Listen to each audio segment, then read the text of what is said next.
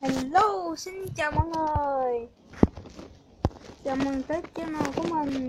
Ngày hôm nay mình sẽ chỉ cho các bạn làm sao để có đôi chấm. Yeah. Chấm nè.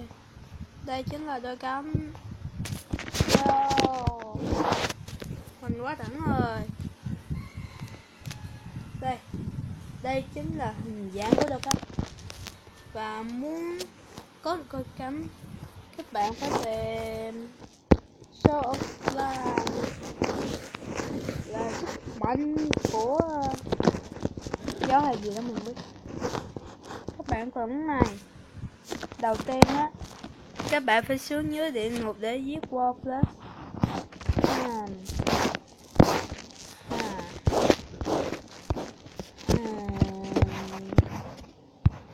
Oh shit. Hiện giờ mình sẽ có cái con vui. Mình xin tìm vui đó. Nó tóm lại là giết con boss địa ngục. Ok.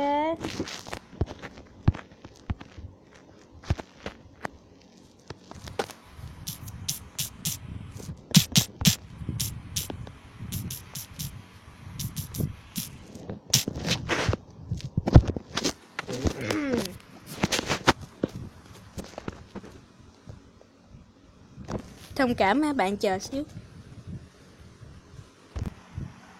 Và xin chào tất cả các bạn.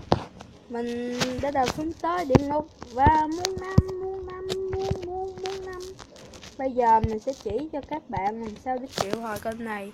Thì ở thế giới địa ngục, các bạn sẽ gặp một con gọi là Voodoo Doll.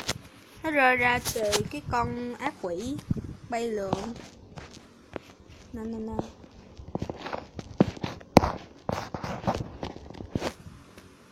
Các bạn có thể làm như mình chỉ ở video trước. Và sẵn sàng, ready, go. Xuất phát từ đâu đây? Từ đâu đây? Oh yeah, nó sẽ rất bự. Cần chiếc. Nó sẽ hiện ra một cái bảng giống như vậy. Ok, bây giờ mình đi lượm một vài item. Đây là những vũ khí rớt ra từ con Morphless đó. Mà mình very không cần những vũ khí.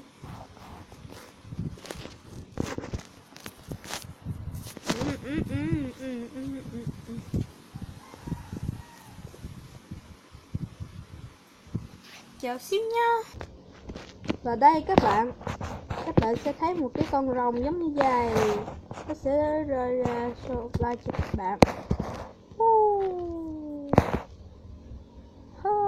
Sau khi các bạn giết War Plus, nó sẽ hiện ra con rồng. Con rồng này nó sẽ được tái sinh và nó sẽ giết những người không có bộ giáp như mình.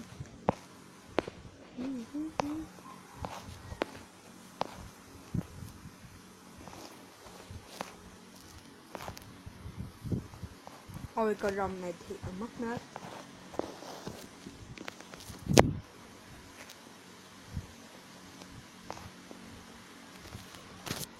Và phương pháp xử lý ngọn nghệ tức là từ bộ giáp, nó sẽ rơi ra một chìa khóa cho các bạn. Đó,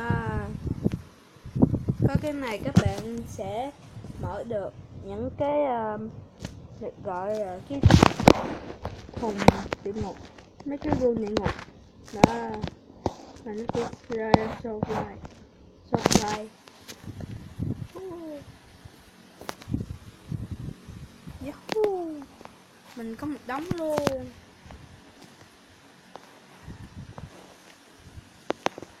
Nó sẽ xuất hiện hoài vậy đó. Ok đó. Ok.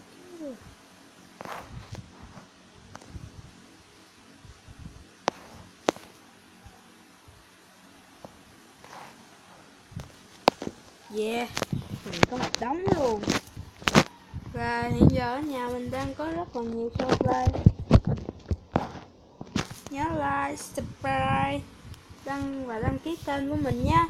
Chào tạm biệt tất cả các bạn. Bye.